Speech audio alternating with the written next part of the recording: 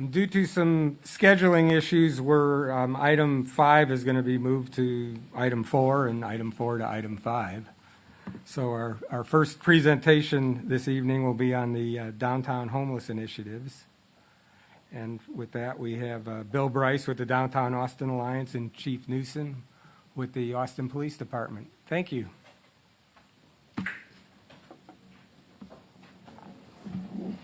Thanks, Chair. My name is Bill Bryce. I'm Vice President of Investor Relations with Downtown Austin Alliance, and sure appreciate having the opportunity to address you this evening. In my work with Downtown Austin Alliance, I've been involved in helping to address the homeless issues in downtown and across the city for nearly 16 years, helping to lead from a staff perspective our collaboration and our efforts to advocate for improved policy around homelessness, to help fund a number of homeless initiatives, to test new projects and ideas to see what works and hopefully advance those initiatives. So I've been immersed in this work for a long time, side by side David and many others that work in the homeless service area.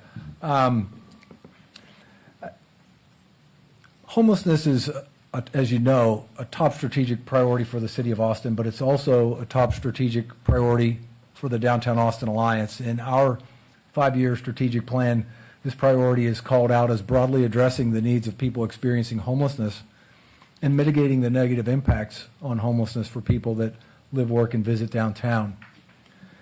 But this isn't just, as you know, this isn't just a downtown problem. It's a citywide problem. Solutions need to be much broader than just downtown. But I wanted to help frame the issue for you this evening by showing you a couple of slides and some data to help describe what the extent of the problem and the issue looks like downtown.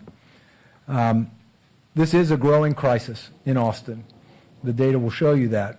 But last year, for example, 140 people experiencing homelessness died on the streets of Austin. That's about average, frankly, unfortunately. And I'll also say that this problem is solvable. But in the words of former interim assistant city manager Sarah Hensley, who led efforts from a city staff perspective on this issue for about a year and a half, more needs to happen, and more needs to happen faster. I got the slide here, sorry. So the slide on the board right now shows you data that comes from ECHO, our Ending Community Homelessness Coalition, that's based on what's called the point-in-time count. Point-in-time count is a requirement by HUD for cities like ours that receive funding for homelessness. It's a snapshot. It's what we see on one night of people experiencing homelessness. And I want to take a second to explain that in some ways this really understates the extent of the homeless problem in Austin. And what I mean by that is the Homeless Management Information System, a database system that homeless service providers input information about people. In 2018, that system showed more than 7,500 unique individuals that access homeless services. APD's system would show that APD officers encountered about 9,000 unique individuals in 2018 who were identified as experiencing homelessness. And Central Health, in their data system, that number is closer to 10,000. So what I want to make sure that you understand is the chart that's on the board represents one slice, what we see one night by volunteers going out on the street counting people and shelter providers counting people that are in their shelters. What you see on the slide, I think the good news, frankly, is that the 10-year span represented by the bar graph really is relatively flat. And in 2019, overall, we saw a 5% increase in the number of counted counted on the one-night count. A little bit more than 100 people counted in 2019 than in 2018, 5% increase. On the surface, that doesn't sound like a big deal. The black portion of the bars represent the unsheltered count. And from 18 to 19, the unsheltered count increased 7%. And again, doesn't seem like a real big jump. What I think is very relevant, though, and the less good news, is that from our 10-year low point in 2015 to 2019, we've seen a 23% increase overall in homelessness. But what I think is alarming is the fact that we've seen a 63% increase in the number of people who are experiencing unsheltered homelessness. These are people who are sleeping in places not meant for habitation, on the streets, literally on the sidewalks, in encampments outside of downtown and in downtown, under the bridges, in the green spaces, in our parks and other places that, again, aren't meant for habitation. Interestingly, the national trends around homelessness show that in this same period, nationally, there's been a slight downward trend, gradual but slightly downward, from 2017 to 18, which is the most current data we can get from HUD right now. There was a 0.3% increase, so basically flat. HUD data would also tell you, however, that in large urban centers like Austin, unsheltered homelessness and increasing homeless populations are the trend. So we aren't a whole lot different from what other cities, particularly large urban centers, are seeing around the country. What I think is a really important point to mention, though, is ECHO's data shows that 54% of our homeless population are identified as being chronically homeless. The definition is one that's put out by HUD, means somebody has been on the street for a year or longer or has had multiple episodes of homelessness that add up to a year or more in time, but also at least one debilitating condition. That could be a physical impairment, that could be a disease such as diabetes, that could be mental illness, that could be substance abuse addiction, among other things. But 54%, more than half of our homeless population has been identified as being chronically homeless. That's 30 percentage points higher than the national average. National average is 24%. Now, I don't know the exact reason why for that, but I speculate it's because while we're trying hard and doing a lot of things that work, and by the way, if you think about the fact that our count one night in time has remained relatively flat, while the numbers that we see from the Homeless Management Information System, from APD, and from the healthcare system continue to increase year after year, what we see on any given night stays the same. So on one hand, I think it says a lot of what we're doing is working. But this increase in the unsheltered portion is concerning, and I think that because of the fact that HUD statistics will demonstrate that 2/3, 2 out of 3 people who are chronically homeless are unsheltered, I think that starts to lend to the reason why we, at least part of the reason, why we're seeing an increase in our unsheltered population. So starting to zero in closer to downtown, the diagram on the screen right now represents the geographic area that's called out in the downtown area plan. And so the boundaries of that MLK to the river, I-35 to Lamar Boulevard. So that's what the geographic area identified in the downtown plan that came out in roughly 2010 represents. In this particular area, this year, 2019 count, there were about 800 people experiencing homelessness on that given night. That number increased 6% from 2017 to 2019. And I think it's also important to mention that roughly half of our city's shelter beds, which is about 800, are located downtown between the Arch, Austin Resource Center for the Homeless, and Salvation Army facilities. So approximately half of the shelter beds that are in our entire city are right downtown. So as far as the downtown plan area, we have about 35% of our overall homeless population counted on January 26, 2019. Zeroing in a little farther, you see right on the screen here a diagram that shows the number of people counted as being homeless on this night in January 2019 within a quarter-mile radius of 7th and Netchess Street. So again, we know that about half our shelter beds are located in this area. And you can see on the screen the number of people that were counted sheltered. But 273 people within a quarter mile of Arch and Salvation Army were unsheltered that night. That represents a 53% increase from 2 years ago. And as you can see on the screen, the total number of people homeless in that area on that night represent a third of our overall homeless population in Austin and a fourth of our unsheltered population. And so the concentration there, while it's not surprising based on the fact that we have that number and percentage of our shelter beds, meals, other services, case management, restroom, showers, and other facilities available and services available to people is probably not surprising. Downtown Austin Alliance's efforts, well, I'm not sure why it's coming up this way, but I'll bring it all up for you. Our efforts are focused on trying to increase the amount of shelter that we have in the city of Austin as soon as we can do it. In the ECHO action plan to end homelessness that was endorsed by City Council April 26th of last year, ECHO recommends that we need more shelter beds. These should be small shelters spread throughout the city, key areas where they're needed. Shelters aren't the answer to homelessness. They're a critical element or facet in what is needed for people to help address their condition of homelessness. And while there's a lot of work being done to get more permanent housing for people, the front door is, I think, where we're lacking. We haven't opened any new shelter for single men and single women since Arch opened in April of 2004. We have had some movement in new family shelter with the Salvation Army's Tannehill Road facility that opened last year, but that's not fully operationalized yet. We should have navigation services and other services that help move people through the shelter so they are not there for long periods of time, helping them to resolve with those appropriate services and supports and move into other stable environments, whether that's permanent housing or longer-term temporary housing, or resolving by reconnection with family or friends or other networks that can help support them. Our second area of focus is to develop a comprehensive homeless services database.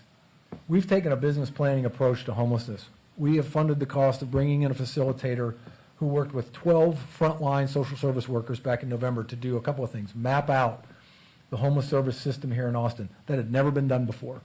Identifying clogs in the system, pain points, where is it failing, and then framing those in a way to say, well, what are the action steps to address these pain points? We recognized through that work the top priority was that people who are homeless in Austin don't know how or where to access the services they need. And so there was a draft implementation plan built around what came out of the work that was done.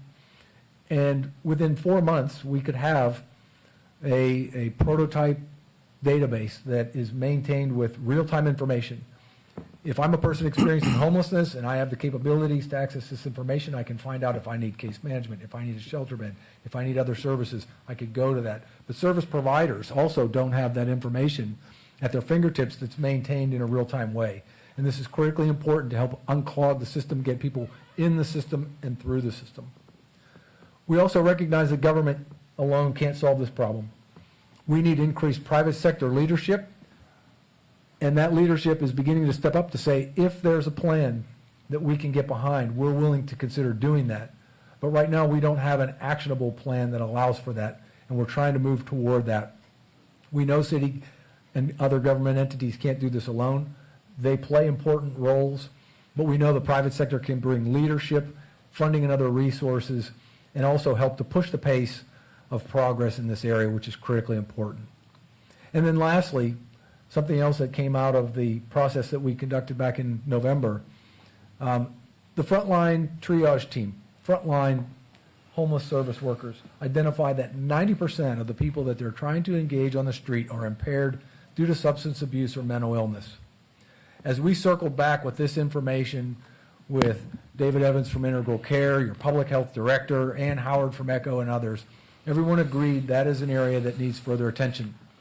So later in the month of May, we're bringing another frontline group together, including Assistant Chief Newsom, among others, from Integral Care, Community Court, Austin Recovery, even Travis County Jail, the gentleman that leads their mental health diversion, to the table to say, how do we address that? How do we more effectively engage people who are impaired on the street?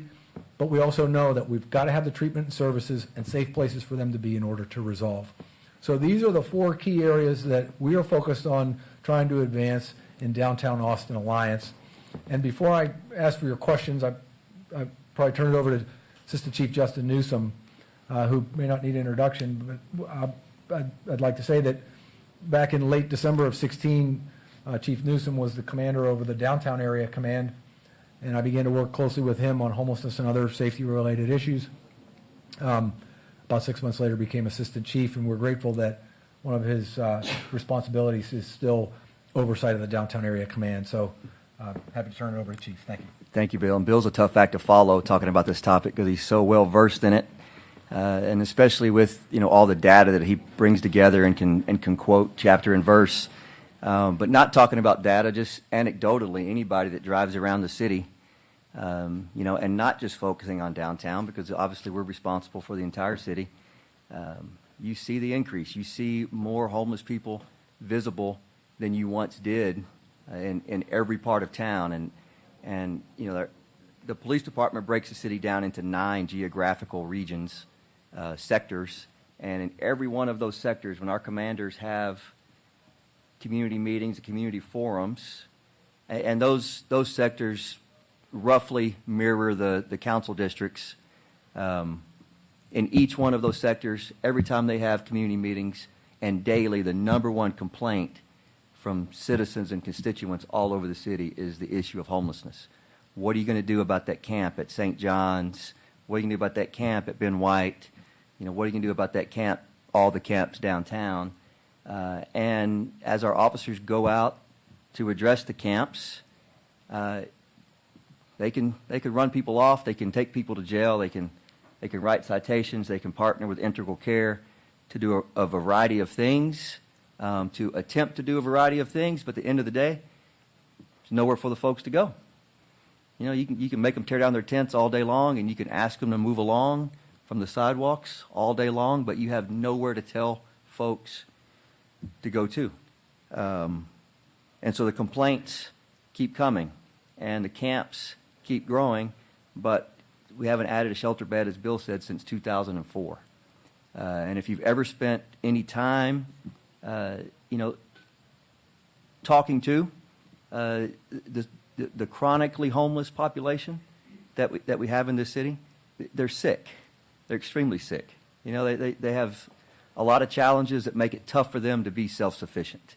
And so there's, from our perspective at the police department, there's an absolute need for additional shelter beds, as Echo's plan said, and as ACM Hensley, when she pitched a plan here to council over a year ago, said that we absolutely need an additional number of shelter beds geographically dispersed throughout the city. And if we don't get that, if that doesn't materialize, which it will, the city's working on it, it's going to grow. The numbers downtown will continue to grow. There's absolutely no way they couldn't grow if we don't have some way of dispersing folks that need help away from downtown. If you're homeless in this city and you need people to feed you, there are very few options away from the downtown area. There's a couple here and there, but it takes work to find them. But if you want to be fed on a consistent and regular basis, the only place you can be is in downtown Austin. And so until we can find, alternative places for folks to go, it's going to continue. Again, stepping outside of downtown, if you go down to Ben White and Manchac and you look at the large encampment down there, it's been taken down more times than I can even count, and it keeps getting built back up. And that's just a pattern we see all over the city. And so it is a crisis. As Bill said, the homeless situation is a crisis, but it does connect back to mental health services. Here at APD, we do over 12,000 calls a year that have a mental health nexus to them. And Integral Care does a phenomenal job, but they're strapped for funding, as most organizations are, and so they have a request to the city to help fund the expanded mobile crisis outreach team. The city funded that last year. There's a new request for that, coming this year, because without the expanded mobile crisis outreach team, we don't have very many options as cops on the streets. When we're engaging someone who is mentally ill, we're pretty much stuck with nothing or jail. With EMCOT, we can call a licensed clinician to the scene. They're tapped in with all the services that are offered for people in that status. They can figure out through their database who that person's case manager is, and they can try to do something. And so, hopefully in this next budget cycle, we'll see that funding increase so that we can continue to have that service that we vitally need. But it all connects back to the homeless issue, all connects back to substance abuse and mental illness, especially the homelessness that we all see every day. And so to the extent that we can continue on that path to help Integral Care and other organizations, then the better off we are. Okay, thank you. Are there any questions? Yes, Commissioner Gomez. Thank you very much. Bill, that was a very concise explanation of what the situation is. Thank you for that. Thank you. I was wondering if you guys could talk a little bit about one of the things that I'm seeing in the work that I do is that there's not enough vouchers to go around. There's not enough affordable housing to begin with, and not enough vouchers. And a lot of these guys could self-resolve if they could get a job. So I know that Downtown Austin Alliance has worked a lot at increasing employment opportunities for individuals. And I was wondering if you could talk a little bit about what other things are available for individuals who can and want to be able to get a job and then hopefully self-resolve their homelessness. Well, my experience in that is, as you mentioned, related to the team of people that we have and have provided second chance employment opportunities for as long as I've been with Downtown Austin Alliance. And I guess first and foremost, having been the person that actually supervised that program for probably about 13 years and literally recruiting people to work for us that came out of Arch, Salvation Army, Caritas, Community Court, just people I saw on the street. We recognize that there are a lot of challenges that those folks have and special needs they have in order to be able to retain employment.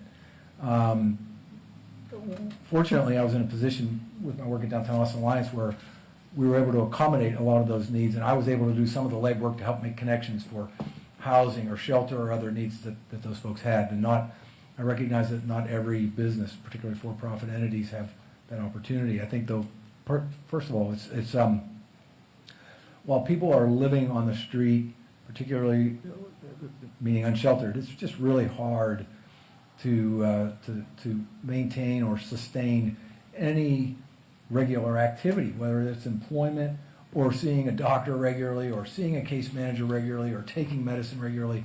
So not just showing up for work, but trying to maintain any kind of regular schedule. And so I think that first and foremost, it's important that people have the opportunity to become settled, have the opportunity to obtain services they need while they're in that position. But we know a lot of the folks who are chronically homeless are not necessarily people that are able to be employed, at least in the traditional sense as we know it. That's where the conversation around income stability really becomes relevant, where folks that are veterans and have veterans benefits or Social Security income potential or other disability income, again, if they have case management and support that can help coordinate their ability to access the income that they do have access to, can help them stabilize. Now, to the extent that they're able to work later, I think once they're stabilized, that certainly enhances the chances to do that. But while they're living on the street, it's really difficult for somebody to become gainfully employed and show up regularly and maintain that kind of work balance. I guess I just wanted to make sure that we talk about the new shelter system that hopefully will come in. Will have a track where individuals who can be employed have access to that, and I think that will increase the flow of people that are coming in. Obviously, for the ones that have been homeless for 10, 15 years, those are a lot more difficult to deal with. But when they intermingle with the ones that can and just are hopeless at being able to get a job, and the frustration that comes with that, it's not a good mix. And the best way to unmix them is to get them a job for the ones that can. But hopefully we can figure out how to do that at the downtown shelter as it changes from what it's doing to what it's going to do, and be able to do that also at the other shelters that we hope to put into into play here. And the other thing is, one of the other things that you guys did, and I don't want to pass over the creation of host team and the collaborations and how fruitful that's been. So if you could talk to that. So the host has been fruitful, and more so for, not for the problem at large, but for the individuals. You know, it's made a huge impact on the quality of life for a number of individuals who may not have their wounds attended to, you know, but for going to an emergency room and spending hours and clogging up that system, whereas, you know, with the paramedic on host, they can attend to it right there on the streets. One of the common problems amongst people who are homeless is the lack of ID and the inability to access services when they don't have any way of identifying themselves and they've lost everything that they've owned multiple times. You know, through our participation, the police department, you know, we developed a system with DPS where we can issue a person an ID based on their history with us, confirmable ID that they can then take to DPS with an alternate form of ID, you know, a MAP card from the county, and then get their state issued ID card again. And the community court case managers, I was talking to one, and we were in a meeting day before yesterday, and he talked about how it's to the point now where he just goes to the Social Security office for people, you know, to help get their IDs for them, because he's found it to be easier and more helpful for the folks, you know, who are in need, to just do it for them, to try to throw, you know, a little bit of a lifeline to a person and pull them out of it, and then Integral Care's involvement in that and all that they bring. So it's been a great effort, but if you speak to the folks that actually do it, and this gentleman from community court said this very thing 2 days ago, that the problem they have is they'll engage someone and then they may not be able to do anything for them at that moment. Well, then they're gone. And so they'll find a person who says, yes, I'm ready to do something. All right, we'll find you in a week. You know, they don't have a place to take them. If they had that place where they could take them, all right, well, you stay here, eat, shower, restroom, wash your clothes, maintain your property, while we work on getting you a bed in rehab or getting you some type of service lined up, because, you know, you can't snap your fingers and get an appointment in the mental health system. And so the lack of a place for people to maintain their lives while the systems in place are gearing up is a huge challenge and a huge detriment to the benefits that hosts could provide if we did have that. Yeah, I agree with you. I think that sleep is the one thing that, with regards to individuals who are homeless, doesn't get addressed as much as it needs to, because if you're out there, you can't sleep well. If you can't sleep well, I don't know the rest of you, but if I have some 2 or 3 nights in a row where I can't sleep well, I can't function very well. Right. And sometimes all they need is that, the shelter that I run, we call it resurrection sleep, because they sleep for a long time and then they're almost a different person, and they can function better, and we can help them from there. So if they have a safe and stable place to be, then a lot of these other things can be done. But I wanted to thank the Downtown Austin Alliance and your leadership leading to the collaboration between the community health paramedics and APD and Integral Care and Downtown Austin Community Court. So that was big. And then I guess the other thing is that you were talking about they meet them and then they lose them Right. a week later. If the work that Downtown Austin Alliance is doing around trying to figure out creating a nexus of information, then hopefully we could stay connected to that individual. So my hope is that we can get those things done. If I may, the last point you mentioned about what we're trying to create, this is the database would be bigger than us. This Yeah. would not be a Downtown Austin Alliance project. We've talked with the city of Boston about the possibility of taking that on internally, and then the governance and ongoing management or maintenance of the information would probably be the responsibility of an independent entity outside of the city of Austin. But I think to build that system and get it into place and prototype might more likely fall upon the city. But we're not in that business, so to speak, and it's much bigger than us. But we know it's critically important. But I think it's an example of how private sector leadership can create pilot projects that can then lead to something that benefits the entire community. So thank you for that.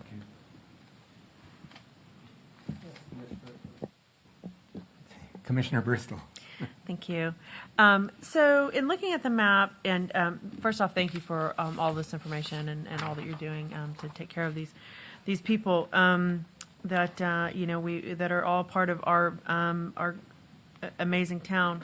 So looking at your map with, we're in the point in time count and thinking about kind of the proximity of everybody. Have there been properties that are identified that you know of as far as like where ideally another shelter could be and, what that would look like? Where are we on that? I'm not aware of any specific properties that have been identified to date. What I would say is that January 31st of this year, City Council passed a resolution that was sponsored by Councilmember Kitchen and co-sponsored by the mayor and Councilmember Renteria, that directed the city manager to stand up a pilot shelter somewhere by September 30th. And pardon me, I was remiss in not acknowledging Veronica Bersenio, who's our interim homeless strategy officer, is here with us. Veronica's only been on duty for maybe a month and a half in this role, but is currently leading efforts related to the homeless strategy officer position. But while no particular sites have been identified, the resolution asked for the city manager to report back to council this month to provide information about what the facility might look like, existing facility or a temporary structure. There's been research done to determine if it's a temporary structure, what might that look like, what kind of things are being used in other cities. So we have information about that, and we have cost information about that. How would it operate, who would it serve, and all of the particulars are currently being worked on. And based on that, a draft budget to say, what would this look like, and then how do we fund it? And again, that's the kind of thing that I think that once we start to get there, the city says, here's what we're able to do, and that's where we begin to call to the private sector to say, this is where we need you to get up under something like this. Okay, thank you. Any other questions? I'd like to ask Ms. Brisano, is it Brisano? Briseño. Briseno, okay, thank you. Sorry about that. No problem. Where are we in relation to the council's January resolution regarding a pilot shelter in September? Sure. Veronica Briseño, the interim homeless strategy officer. So the resolution that was passed in January that Bill so graciously outlined and did a great job on, we are working very fast and furiously to respond back to council. We're looking at a plan by the end of the month, by the end of May, that outlines a plan for an immediate temporary shelter with the goal of having that online by the end of September. And then that will be followed with a work session discussion at City Council on June 4th and action item on June 6th. Now, if council needs a little bit more time, that allows them to, if they decide to postpone, they could, but we want to set the stage for that discussion in early June so that we have time to build in whatever direction they give to us into the city budget. And that, as y'all are aware, that parlays right into our city budget process very well. So those are our plans. We hope we will have something out by the end of the month, giving some options to council. Okay. Well, I'm glad to see that's moving forward, and we obviously need to keep pushing on that. Chief Newsom, thank you for joining us here this evening. If there was one thing, what would be your top priority that the city does to help the situation? Geographically dispersed emergency shelters that are low barrier enough for people that are difficult to house, have special needs, to where, in a perfect world, to where every human being that's living on concrete or under bridges would have a safe, hospitable place to spend the night.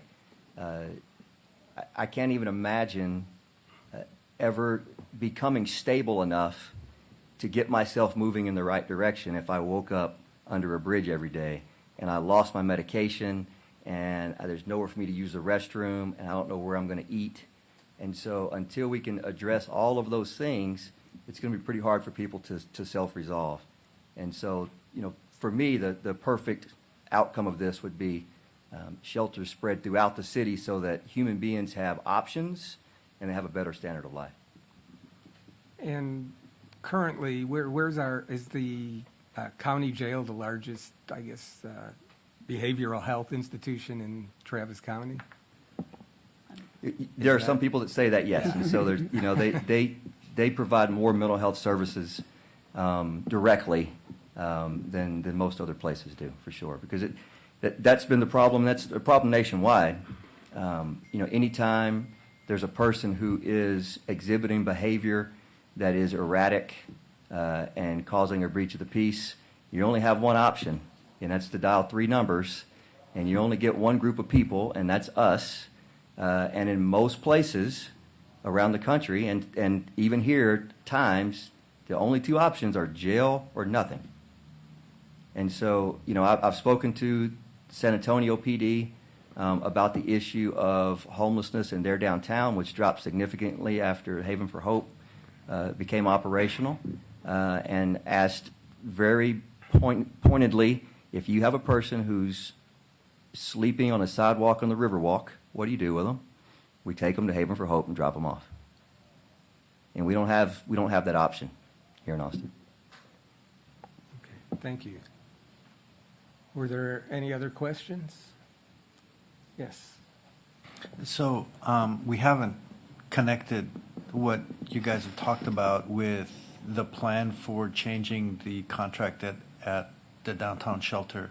Where are we with that, and how will this all fit together? So thanks for bringing that up. Over the past year and a half, there's been a lot of work that's been done to redefine the scope for the management contract at Arch. That contract came to term last September 30th, but was extended because there was a process underway to redefine the scope for the facility.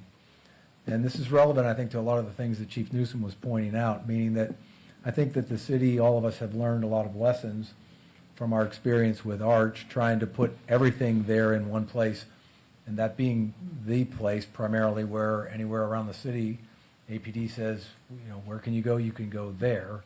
There are a lot of folks that just don't want to be there. Sometimes the urban environment is not a good setting for folks with different behavioral health issues and other problems, and some people just don't want to be downtown, frankly.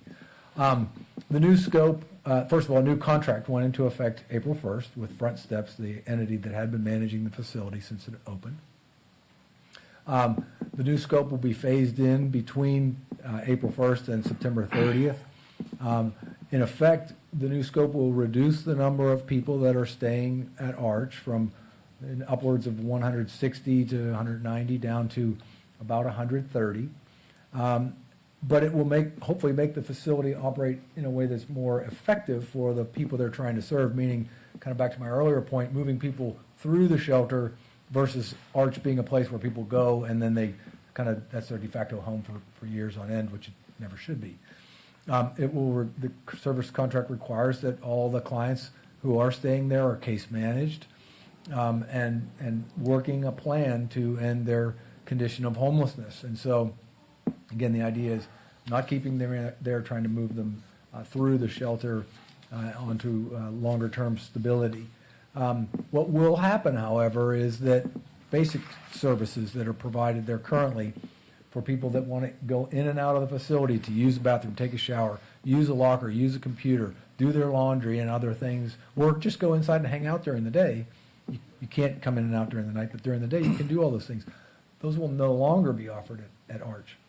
And the National Alliance to End Homelessness was the entity that facilitated the rescoping process. And they were very clear in their report back to Austin saying, you can't just turn the dial here and expect Arch to function better. Your entire homeless service system needs increased support across the entire spectrum in order for Arch to function better within that system.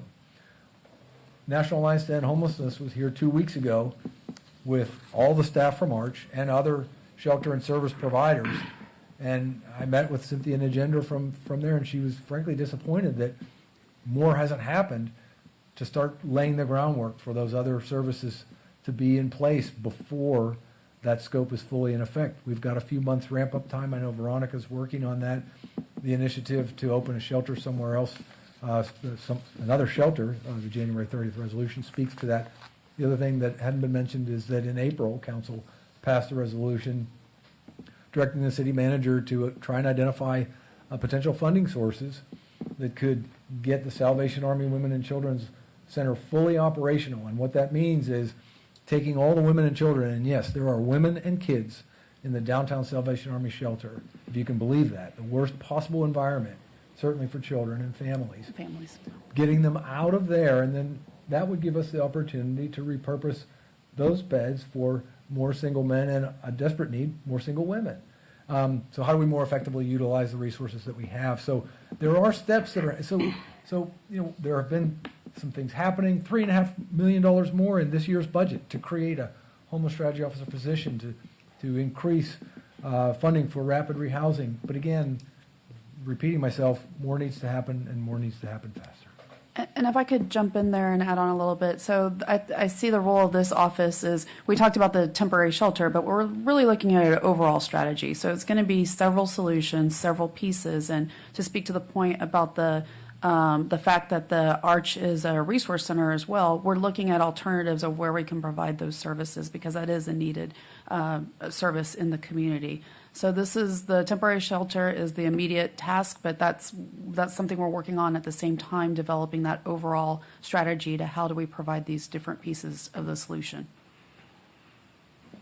I think the exciting part of tying two things that you guys talked about is that communication nexus of people not knowing where and how and when to get the services, that if that can happen in sync, it would be wonderful, because there are some people that are pretty savvy, unlike myself, about electronics things, but the individuals who are homeless nowadays really can do some of their own looking for the services, and if they can be directed, they'll go there themselves. We just need to make sure that it's available, and that hopefully we can get that up and running and going also as it go forward.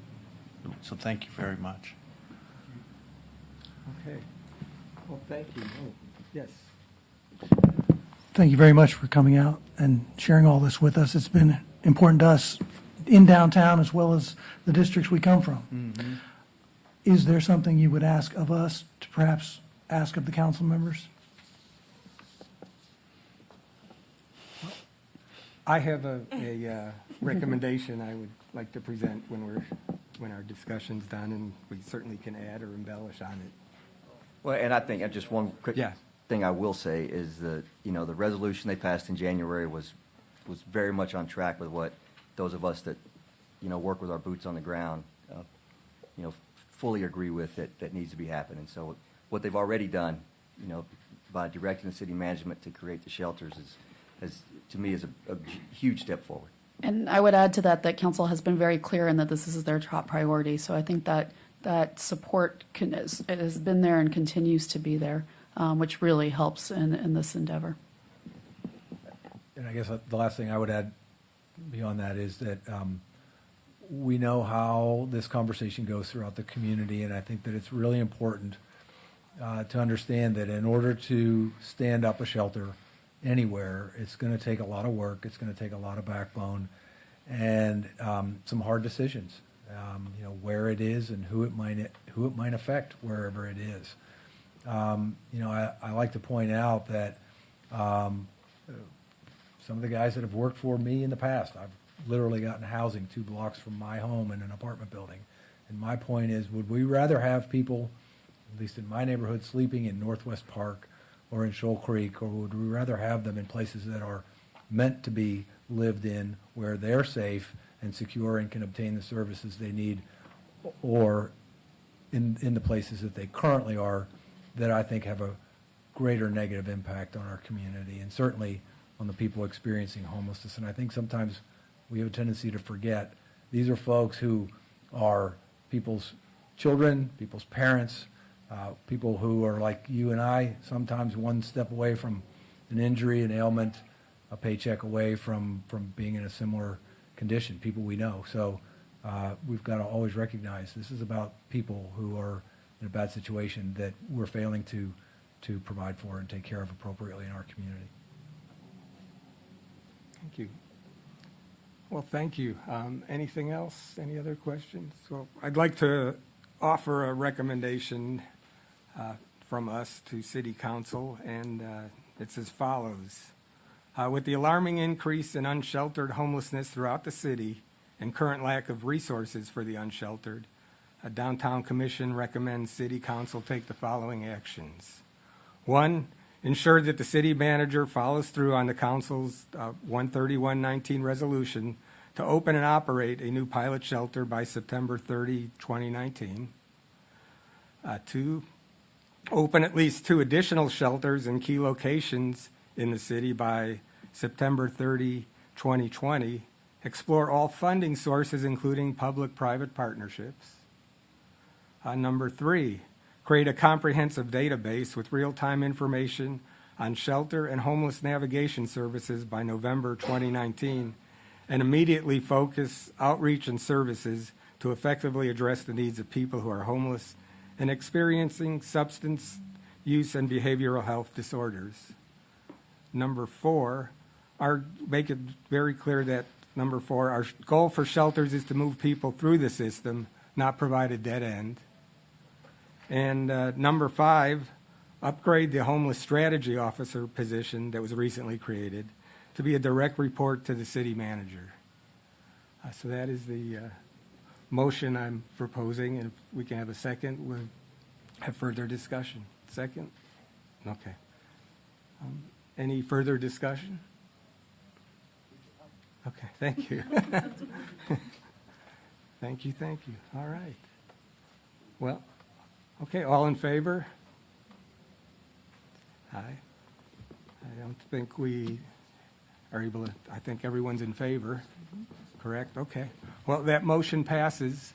Thank you again for all your time and effort and all the energies that you put into this. I know these are a monumental task, and it's good to see that there are, good people working on it and, trying to help the people and the community, because ultimately it helps everybody. And thank you again. Thank you. Thank you. You're taking, well, here, I'll even give it to you. I don't have all the whereases in there, but it's. That's okay. Okay. All right, thank you.